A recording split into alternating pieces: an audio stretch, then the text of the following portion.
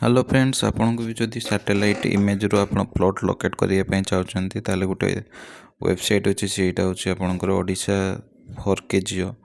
ताले Google search bar लिखंतो Odisha जियो 4K लिखिकी search करंतो। कला पर देखंतो एटा फर्स्ट टाइम पड़े आसिला ओडिशा 4K जियो। ओडिशा 4K जियो.in एटा को क्लिक करंतो।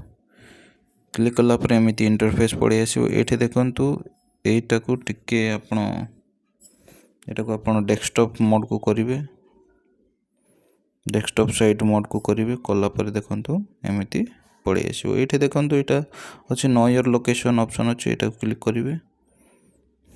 क्लिक कला पर देखंतु नो योर लोकेशन एटा को आपण know your location district select करंतु। एठे आपण डिस्ट्रिक्ट सिलेक्ट करंतु। आपण जो भी डिस्ट्रिक्ट थे से डिस्ट्रिक्ट सिलेक्ट करिवे। डिस्ट्रिक्ट सिलेक्ट कला परे तापर आपणकर जो भी ब्लॉक थवा आपण से ब्लॉक को सिलेक्ट करिवे।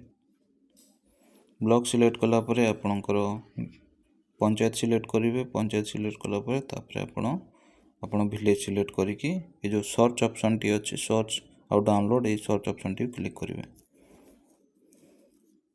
सर्च ऑप्शन टी क्लिक कला पर देखंतु एमिति पूरा विलेज रो मैपटा पड़ी आसिला। कैडास्ट्रल मैपटा देखंतु एठी सब प्लॉट नंबर सब लिखा हिची। एठो देखि परथिबे एडा सब प्लॉट नंबर अछि हला। तले एरो सैटेलाइट इमेज देखिया पे आपण base map switch base map रे एठे आपण गूगल सैटेलाइट को क्लिक करंतु।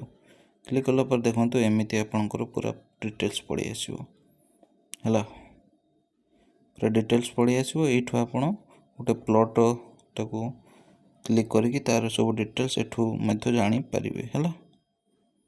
धरा जा मैं जो गोटे प्लॉटटा मैं एठे क्लिक कली।